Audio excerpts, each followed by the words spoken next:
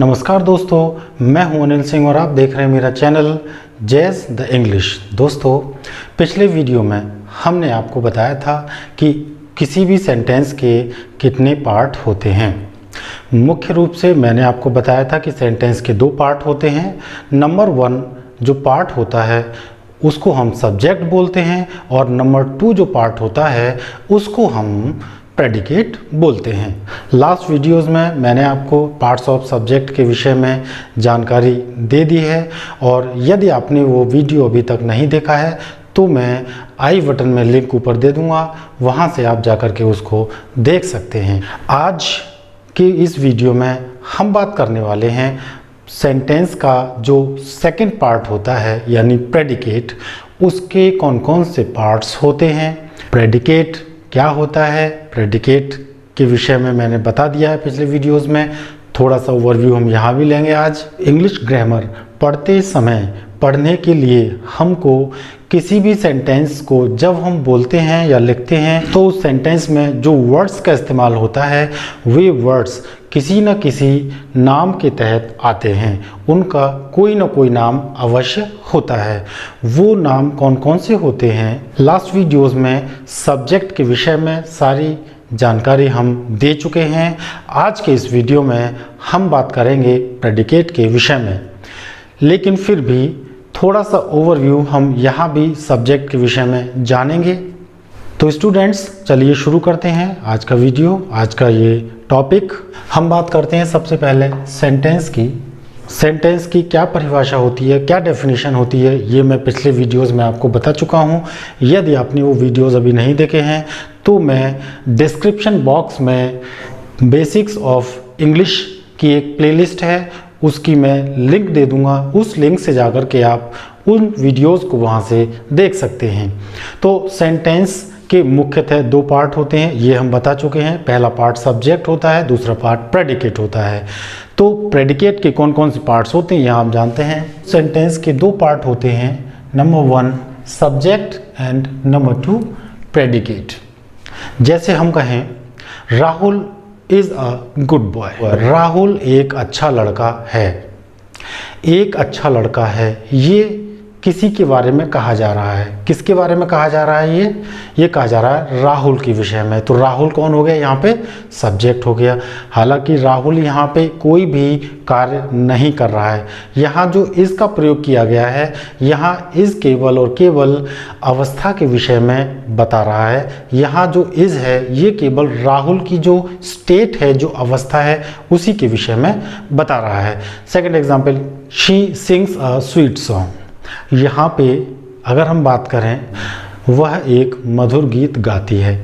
अब इस सेंटेंस में एक मधुर गीत गाती है, ये कुछ कहा गया है, किसी के विषय में कहा गया है। किसके विषय में कहा गया है?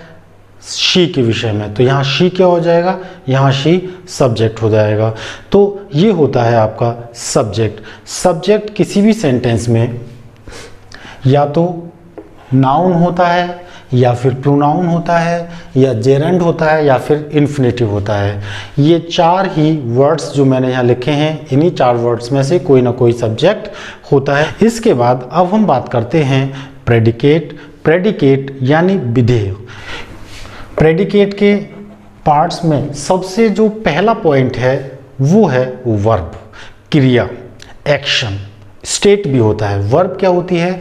वर्ब एक एक्शन भी हो सकता है या फिर एक स्टेट भी हो सकती है। कहने का मतलब है कि वर्ब वह शब्द होता है जो कि वाक्य में दिए गए सब्जेक्ट के कार्य के विषय में बताता है या फिर सब्जेक्ट की क्या स्टेट है ये बताता है। वर्ब में मेन वर्ब भी हो सकती है, वर्ब में हेल्पिंग वर्ब भी हो सकती है, और इसी के अंतर्गत मोडल ऑक्सिलरी वर्ब भी हो सकती है, ट्रांजिटिव वर्ब हो सकती है, इनट्रांजिटिव वर्ब भी हो सकती है। मेन वर्ब का मतलब जो वाक्य में मुख्य क्रिया का कार्य करती है। जैसे शी सिंग्स अ सॉन्ग, यहाँ पे जो वर्ब है सिंग्स, ये यहाँ पर मेन वर्ब है क्योंकि इसके साथ कोई और वर्ब नहीं आई है। एक और वाक्य लेते हैं, अभिनव ड्राइव्स अ कार। यहाँ वर्ब क्या है? ड्राइव्स। तो यहाँ ये मेन वर्ब हो गई। तो मेन वर्ब का मतलब जैसे नहाना, धोना, खाना, पीना, डांस है dance, write, drive, walk, talk, laugh, all these verbs are the main verbs. Helping verbs क्या होती हैं? हेल्पिंग वर्ब्स किसी भी सेंटेंस में सब्जेक्ट की स्टेट को बताती हैं कि सब्जेक्ट किस स्टेट में, किस अवस्था में है, और सेंटेंस का जो टेंस होता है उस टेंस को पूरा करने में भी ये मदद करती हैं। कहने का मतलब है कि ये स्टेट के विषय में बताती हैं वर्ब्स। हेल्पिंग वर्ब्स जो होती हैं, जैसे I am writing a letter, यहाँ पर अब ये जो वर्ब है एम, ये हेल्पिंग वर्ब का काम कर रही है, और ये किसके साथ काम कर रही है मिलकर के? राइटिंग के साथ। तो यहाँ एम राइटिंग ये एंड कॉन्टिन्यूस टेंस को कंप्लीट कर रही है। You are a good boy, यहाँ पे आर क्या है? ये सिंपल प्रेजेंट की हेल्पिंग वर्ब है। इसी के साथ modal auxiliary verb. Modal auxiliary verb के अंतर्गत कैन है, can, could, may, might, must, need, will, would, should, could, ये सारी की सारी जो वर्ब्स होती हैं ये मॉडल ऑक्सिलरी वर्ब्स होती हैं। इनके साथ भी कोई ना कोई वर्ब, मेन वर्ब अवश्य आती है। इन सारी वर्ब्स के साथ अगर मेन वर्ब आएगी तो वो फर्स्ट फॉर्म में आएगी, किसी भी रूप में आएगी वो फर्स्ट फॉर्म ही होगी। ट्रांजिटिव वर्ब, ट्रांजिटिव वर्ब को हिंदी में हम बोलते हैं सकर्मक क्रिया। सकर्मक क्रिया का मतलब क्या हुआ? ऐसा वाक्य कर्ता के द्वारा किए गए कार्य का प्रभाव ऑब्जेक्ट के ऊपर पड़ रहा हो तो वहाँ पर हम ये कहेंगे कि इस सेंटेंस में ये ट्रांजिटिव वर्ब है। जैसे आई राइट अ लेटर, अब यहाँ पे राइट, ये जो वर्ब है राइट, ये ऐसी वर्ब है कि अगर मैं लिखूंगा तो लिखने के बाद किसी न किसी पर प्रभाव लिखने का ज़रूर पड़ेगा। तो आई राइट अ लेटर, यहाँ ये जो अ लेटर है ये क्योंकि ऑब्जेक्ट है, और ऑब्जेक्ट किसका है? ये राइट जो वर्ब है इसका, तो इसलिए यहाँ पर हम ये कहेंगे कि ये जो वर्ब है राइट ये आपकी ट्रांजिटिव वर्ब हो गई। वी हेल्प अदर्स, यहाँ जो अदर्स है हेल्प मदद की, तो मदद जब हम करेंगे किसी ना किसी की, कोई ना कोई ऑब्जेक्ट अवश्य होगा। तो ट्रांजिटिव वर्ब का सीधा सीधा मतलब ये हुआ कि अगर सेंटेंस में ऑब्जेक्ट दिया गया है तो उस सेंटेंस में जो वर्ब आएगी वो ट्रांजिटिव वर्ब होगी, और ट्रांजिटिव वर्ब के साथ हमेशा ऑब्जेक्ट आता है। इन ट्रांजिटिव वर्ब में सब्जेक्ट को कोई भी कार्य करने के लिए किसी ऑब्जेक्ट की ज़रूरत नहीं पड़ती है। ऐसी वर्ब जो होती हैं वो इनट्रांजिटिव वर्ब होती हैं।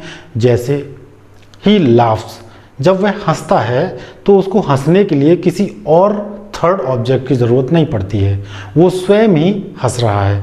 तो इनट्रांजिटिव वर्ब में कभी भी ऑब्जेक्ट नहीं होता है, और जो वर्ब होती हैं वो स्वयं में ही अपने अर्थ को पूरा कर देती हैं। प्रेडिकेट में जो दूसरा पार्ट होता है वो क्या होता है? ऑब्जेक्ट। ऑब्जेक्ट को हिंदी में हम कारक बोलते हैं या फिर कर्म बोलते हैं।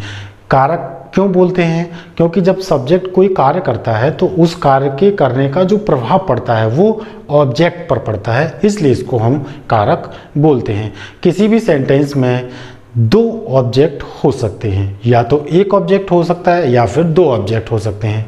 ऑब्जेक्ट के दो प्रकार होते हैं। नंबर 1 होता है डायरेक्ट ऑब्जेक्ट और नंबर 2 होता है इनडायरेक्ट ऑब्जेक्ट। डायरेक्ट ऑब्जेक्ट वह ऑब्जेक्ट होता है जिस पर कर्ता के द्वारा किए गए कार्य का डायरेक्टली प्रभाव पड़ता है, प्रत्यक्ष रूप से प्रभाव पड़ता है। दूसरी पहचान क्या है कि डायरेक्ट ऑब्जेक्ट जो होगा वो हमेशा नॉन लिविंग थिंग ही होगा। कोई भी डायरेक्ट ऑब्जेक्ट होगा तो वो नॉन लिविंग थिंग होगा, और इनडायरेक्ट ऑब्जेक्ट जो होता है उस पर कर्ता के द्वारा किए गए कार्य का प्रभाव डायरेक्टली न पड़ करके इनडायरेक्टली पड़ता है। ये हमेशा लिविंग थिंग ही होगा। जैसे मी हो सकता है, हिम है, अस है, यू है, देम है, हर है। तो ये सारे के सारे जो ऑब्जेक्ट्स हैं ये इनडायरेक्ट ऑब्जेक्ट्स होते हैं। हमेशा वाक्य में पहले इनडायरेक्ट ऑब्जेक्ट, अगर दोनों ऑब्जेक्ट आएंगे तो पहले इनडायरेक्ट ऑब्जेक्ट आता है, उसके बाद डायरेक्ट ऑब्जेक्ट आता है। ये नियम है, लेकिन हम इस नियम को बदल भी सकते हैं। पहले हम डायरेक्ट ऑब्जेक्ट लिख सकते हैं, फिर उसके बाद इनडायरेक्ट ऑब्जेक्ट भी लिख सकते हैं। लेकिन अगर हम ऐसा करेंगे तो डायरेक्ट ऑब्जेक्ट लिखने के बाद में हम प्रीपोजिशन ज़रूर लगाते हैं। एक होता है प्रीपोजिशनल ऑब्जेक्ट। प्रीपोजिशनल ऑब्जेक्ट के विषय ये बहुत ही इंपॉर्टेंट पॉइंट है, इसके विषय में भी मैं अभी आगे हम वीडियो में डिस्कस करेंगे। तब तक बने रहिए और कहीं भी इस वीडियो को छोड़ करके आप नहीं जाइए। इसके बाद प्रेडिकेट वाले पार्ट में सेंटेंस के अंतर्गत जो अगला पॉइंट आता है वह है कॉम्प्लीमेंट। कॉम्प्लीमेंट को हिंदी में हम पूरक बोलते हैं, टू कंप्लीट, पूरा करने वाला। किसी भी वाक्य में कॉम्प्लीमेंट अगर आएगा तो वह वाक्य में सब्जेक्ट के विषय में कोई एडिशनल इन्फॉर्मेशन देगा या फिर ऑब्जेक्ट के विषय में कोई एडिशनल इन्फॉर्मेशन देगा। अगर वाक्य में सब्जेक्ट के विषय में कुछ एडिशनल इन्फॉर्मेशन दी गई है तो वो जो पार्ट होगा वो कॉम्प्लीमेंट होगा, और वो कौन सा पार्ट होगा, वो होगा आपका सब्जेक्टिव कॉम्प्लीमेंट। इसके बाद अगर वाक्य में कोई ऐसा पार्ट आ रहा है जो ऑब्जेक्ट के विषय में एडिशनल इन्फॉर्मेशन दे रहा है तो ऐसी स्थिति में वो जो पार्ट होगा वह पार्ट आपका हो जाएगा ऑब्जेक्टिव कॉम्प्लीमेंट। तो ये मैंने आपको बताया कि सब्जेक्टिव कॉम्प्लीमेंट होता है और ऑब्जेक्टिव कॉम्प्लीमेंट भी होता है। इसके अलावा हम कॉम्प्लीमेंट को फर्दर भी कैटेगराइज कर सकते हैं। कॉम्प्लीमेंट में नाउन कॉम्प्लीमेंट भी होता है, नाउन फ्रेज कॉम्प्लीमेंट के रूप में भी होता है। इसके अलावा एडजेक्टिव कॉम्प्लीमेंट होता है, एडजेक्टिवल फ्रेज कॉम्प्लीमेंट होता है, एडवर्ब कॉम्प्लीमेंट भी होता है और एडवर्बियल फ्रेज कॉम्प्लीमेंट भी होता है। ये सारे के सारे जो कॉम्प्लीमेंट मैंने बताए हैं ये किसी न किसी रूप में या तो सब्जेक्टिव कॉम्प्लीमेंट का काम करेंगे या फिर ये ऑब्जेक्टिव कॉम्प्लीमेंट का काम करेंगे। तो आइए हम यहाँ एग्जाम्पल के माध्यम से अब हम सारे पार्ट्स को समझने का प्रयास करते हैं। My sister कुक्स the food. अब यहाँ माई सिस्टर ये आपका सब्जेक्ट हो गया, कुक्स ये वर्ब हो गई। वर्ब मैंने बताया था वर्ब क्या करती है, ये सब्जेक्ट के द्वारा किए गए एक्शन को एक्सप्रेस करती है। तो सब्जेक्ट के द्वारा जो एक्शन हो रहा है इसमें क्या है, वो कुक्स द फूड, ये है आपका डायरेक्ट ऑब्जेक्ट। अगला सेंटेंस देखते हैं, मोहन राइट्स अ लेटर। यहाँ मोहन आपका सब्जेक्ट है, राइट्स ये आपकी वर्ब हो गई, ये आपका ये आपका आर्टिकल हो गया और ये आपका लेटर ये हो गया आपका नाउन। तो ये जो पूरा पार्ट है अ लेटर ये आपका हो जाएगा ऑब्जेक्ट। और यहाँ से ये जो वर्ब शुरू हो रही है, यहाँ से वर्ब से लेकर यहाँ तक ये आपका पूरा होगा प्रेडिकेट पार्ट। यहाँ राइट्स अ लेटर ये आपका predicate part, I subject, sent verb, him a letter. अब इस सेंटेंस में दो ऑब्जेक्ट दिए गए हैं, हिम भी दिया गया है और लेटर भी दिया गया है। तो I sent him a letter, यहाँ पे ये आपका इनडायरेक्ट ऑब्जेक्ट है और ये आपका डायरेक्ट ऑब्जेक्ट है। मैंने बताया था कि अगर सेंटेंस में दो ऑब्जेक्ट एक साथ आए होंगे तो पहले इनडायरेक्ट ऑब्जेक्ट आता है, उसके बाद डायरेक्ट ऑब्जेक्ट आता है। अगला sentence, she bought a watch for me. Bought क्रिया हो गई, अ वॉच ये आपका ऑब्जेक्ट हो गया, फॉर मी ये आपका डायरेक्ट ऑब्जेक्ट हुआ और ये आपका इनडायरेक्ट ऑब्जेक्ट हो गया। क्यों? क्योंकि उसने एक घड़ी खरीदी, किसके लिए? मेरे लिए। उसने डायरेक्टली जो काम किया उसका डायरेक्ट प्रभाव किस पे पड़ा? वॉच पे। डायरेक्ट उसने वॉच को खरीदा, लेकिन इनडायरेक्टली किसके लिए खरीदा है? मेरे लिए खरीदा है। तो यहाँ ये आपका इनडायरेक्ट ऑब्जेक्ट हो गया और ये आपका डायरेक्ट ऑब्जेक्ट हो गया। मैंने आपको बताया भी था कि अगर डायरेक्ट ऑब्जेक्ट पहले आएगा तो हम इनडायरेक्ट ऑब्जेक्ट से पहले कोई ना कोई प्रीपोजिशन अकॉर्डिंग टू सेंस का सेंस यूज करते हैं। अगला sentence, he through a stone upon me. He pronoun है, मैंने आपको बताया था कि सब्जेक्ट के रूप में या तो नाउन आएगा या प्रोनाउन आएगा या फिर इन्फिनेटिव आएगा या फिर जेरंड आएगा, इनमें से ही कोई एक नाउन के रूप में आता है। तो ही यहाँ पर ये प्रोनाउन है, ऊपर वाले सेंटेंस में शी ये भी प्रोनाउन है, इससे ऊपर वाले सेंटेंस में आई का प्रयोग किया ये भी प्रोनाउन है। अब ये आई कौन सा प्रोनाउन है? आई फर्स्ट पर्सन का सब्जेक्टिव प्रोनाउन है, शी थर्ड पर्सन का सब्जेक्टिव प्रोनाउन है। तो ये जो प्रोनाउंस के केस होते हैं, first person, second person, third person, subjective case, objective case और पजेसिव केस, इनके विषय में मैंने एक वीडियो ऑलरेडी बना रखा है। आप चाहें तो उस वीडियो का भी आई बटन में लिंक दे दूंगा और उससे जाकर के आप वहाँ से देख सकते हैं। ही थ्रू अ स्टोन, ये सब्जेक्ट, थ्रू ये थ्रू कैसी वर्ब है? ये मेन वर्ब है। अ स्टोन ये आपका ऑब्जेक्ट हो गया, अपॉन मी ये प्रपोजिशन हो गई और यहाँ पर मी आपका हो गया इनडायरेक्ट ऑब्जेक्ट। तो बाद में इनडायरेक्ट ऑब्जेक्ट, उसके पहले ये यहाँ पर आया, ये पहले डायरेक्ट ऑब्जेक्ट आया हुआ है।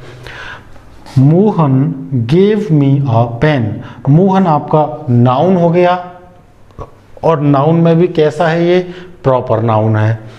गेव ये आपकी मेन वर्ब हो गई, मैंने बताया था वर्ब के रूप में मेन वर्ब आ सकती है, हेल्पिंग वर्ब आ सकती है, मॉडल ऑक्सिलरी वर्ब आ सकती है, ट्रांजिटिव वर्ब आ सकती है, इनट्रांजिटिव वर्ब भी आ सकती है। मोहन गेव मी अ पेन, मोहन यहाँ पर सब्जेक्ट है, कैसा सब्जेक्ट है? ये नाउन है। गेव ये वर्ब हो गई, मेन वर्ब, अ पेन मी ये आपका इनडायरेक्ट ऑब्जेक्ट हो गया और अ पेन ये आपका डायरेक्ट ऑब्जेक्ट हो गया। यहाँ क्योंकि इनडायरेक्ट ऑब्जेक्ट पहले आया है और डायरेक्ट ऑब्जेक्ट बाद में आया, तो यहाँ पर हम कोई प्रपोजिशन इनके बीच में प्रयोग नहीं करते हैं। जिस प्रकार से सब्जेक्ट के रूप में नाउन, प्रोनाउन, इन्फिनेटिव, जेरेंड इनका प्रयोग किया जाता है, ठीक उसी तरह से जिस प्रकार सब्जेक्ट के रूप में नाउन, प्रोनाउन, इन्फिनेटिव, जेरेंड इनका प्रयोग किया जाता है, ठीक उसी तरीके से इन्हीं सब का प्रयोग ऑब्जेक्ट के रूप में भी किया जा सकता है। तो यहाँ हम ये देखेंगे, आई हेट स्मोकिंग। अब यहाँ स्मोकिंग, यहाँ वर्ब की फर्स्ट फॉर्म में आईएनजी जोड़ दी गई है, तो ये यहाँ पर जेरंड का काम कर रहा है। जेरंड वाक्य में नाउन का काम करता है और इन्फिनेटिव भी वाक्य में नाउन का कार्य ही करता है। चूंकि ये वर्ब के बाद प्रयोग किया जा रहा है, इसलिए यहाँ पर ये ऑब्जेक्ट का काम कर रहा है। वॉकिंग, अब यहाँ पर ये वॉकिंग यानी इसमें भी वर्ब में आईएनजी जुड़ी हुई है, तो ये पहले आया है। ये क्या है? आपकी वर्ब से पहले आया हुआ है। तो वॉकिंग यहाँ पर जीरंड है लेकिन सब्जेक्ट के रूप में काम कर रहा है। इज गुड फॉर हेल्थ, अब यहाँ पे ये जो इज है ये आपकी वर्ब हो गई, good for health, good for health. अब ये जो सारा पार्ट है ये आपका हो जाएगा कॉम्प्लीमेंट। कॉम्प्लीमेंट क्यों होगा? क्योंकि इस सेंटेंस में ऑब्जेक्ट नहीं है। वॉकिंग इज, क्योंकि सब्जेक्ट वॉकिंग है तो वॉकिंग की एक स्टेट के विषय में बताया जा रहा है कि वॉकिंग जो होती है, टहलना जो होता है, हेल्थ के लिए गुड होता है। तो ये कैसा कॉम्प्लीमेंट हो जाएगा? ये आपका हो जाएगा सब्जेक्टिव कॉम्प्लीमेंट। अब इधर देखते हैं, दे वॉन्ट टू स्विम, यहाँ ये आपका सब्जेक्ट हो गया, प्रोनाउन, वॉन्ट ये आपकी मेन वर्ब हो गई और टू स्विम ये आपका इन्फिनेटिव हो गया, क्योंकि वर्ब की फर्स्ट फॉर्म से पहले टू का प्रयोग किया गया है। क्योंकि वर्ब के बाद प्रयोग किया जा रहा है, इसलिए ये ऑब्जेक्ट के रूप में काम कर रहा है नाउन ही यहाँ पर। इसके बाद टू एर, वर्ब की फर्स्ट फॉर्म से पहले यहाँ टू यूज़ किया है, यहाँ वर्ब से पहले प्रयोग किया जा रहा है, तो ये यहाँ पर आपका सब्जेक्ट हो गया। ये आपकी वर्ब हो गई, सिंपल प्रेजेंट की वर्ब हो गई ये इज़, और ह्यूमन ये आपका कॉम्प्लीमेंट हो गया। कैसा कॉम्प्लीमेंट हो गया? Subjective complement. सब्जेक्ट के विषय में कुछ बात बताई जाएगी तो वो सब्जेक्टिव कॉम्प्लीमेंट होता है, और अगर ऑब्जेक्ट के विषय में कोई बात बताई जाती है ऑब्जेक्टिव कॉम्प्लीमेंट हो जाता है। शी लाइक्स टू सिंग, वह पसंद करती है गाना। यहाँ पर शी आपका सब्जेक्ट हो गया, लाइक्स ये आपकी वर्ब हो गई, टू सिंग ये आपका इन्फिनेटिव हो गया। You are a soldier, you pronoun है यहाँ पर, मैंने बताया प्रोनाउन ही सब्जेक्ट होता है।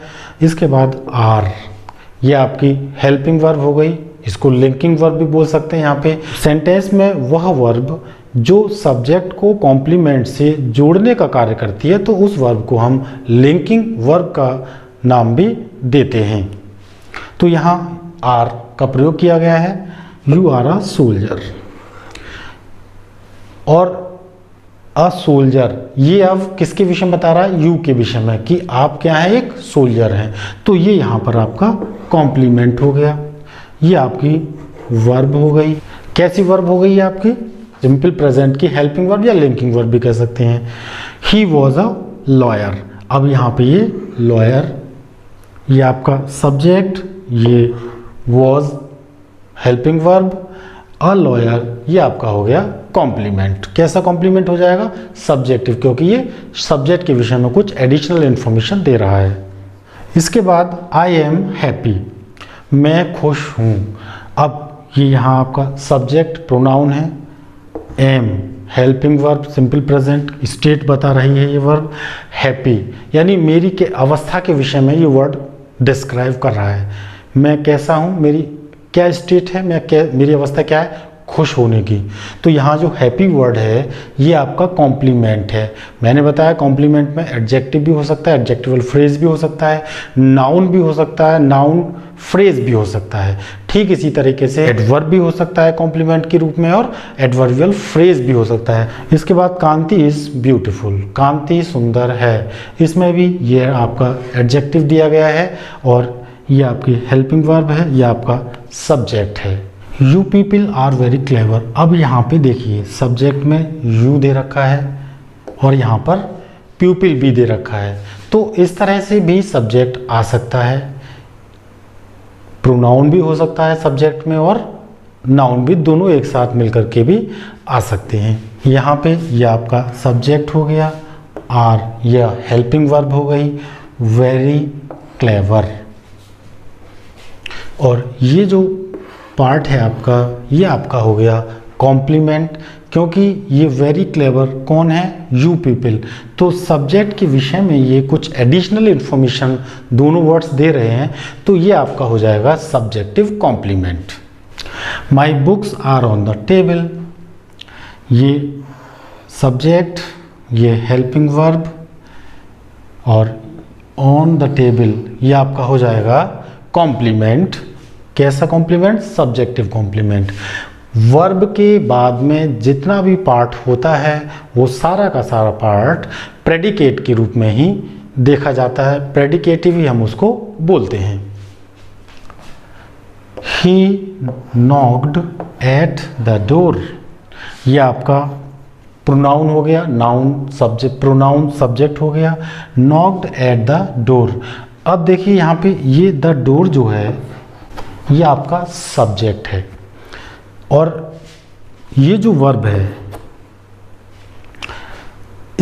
ये ऐसा ऑब्जेक्ट है कि इससे पहले ये जो वर्ब है ये यहाँ वर्ब आएगी ही आएगी। ये जो वर्ब है नॉक, इसके साथ प्रपोजिशन एट का प्रयोग हम करते ही करते हैं। तो ऐसे सेंटेंसेस जहाँ पर वर्ब के साथ प्रिपोजिशन का इस्तेमाल करना अत्यंत आवश्यक हो, इस्तेमाल करना ही करना है, और अगर उसके बाद उस प्रपोजिशन के बाद कोई ऑब्जेक्ट आता है तो उसी को हम बोलते हैं कि ये प्रपोजिशनल ऑब्जेक्ट के रूप में काम कर रहा है। तो यहाँ पर ये जो द डोर है ये आपका प्रपोजिशनल ऑब्जेक्ट हो जाएगा। इसके बाद शी वॉज हेयर, अब ये यहाँ पर हेयर आपका कॉम्प्लीमेंट हो जाएगा। कैसे, कौन सा कॉम्प्लीमेंट? Subjective complement. और दूसरा हेयर क्या है? ये एडवर्ब है, तो एडवर्ब वाला कॉम्प्लीमेंट हो गया। इसके बाद ये she subject, keeps verb, main verb, her frock ये आपका हो गया ऑब्जेक्ट। इसके बाद ये वर्ड दे रखा है यहाँ पे क्लीन। तो ये जो वर्ड है क्लीन, ये किसके विषय में एडिशनल इंफॉर्मेशन दे रहा है? फ्रॉक के विषय में, यानी फ्रॉक है, कैसी है फ्रॉक? क्लीन है। तो ये यहाँ पे जो वर्ड है क्लीन, ये आपका हो जाएगा ऑब्जेक्टिव कॉम्प्लीमेंट।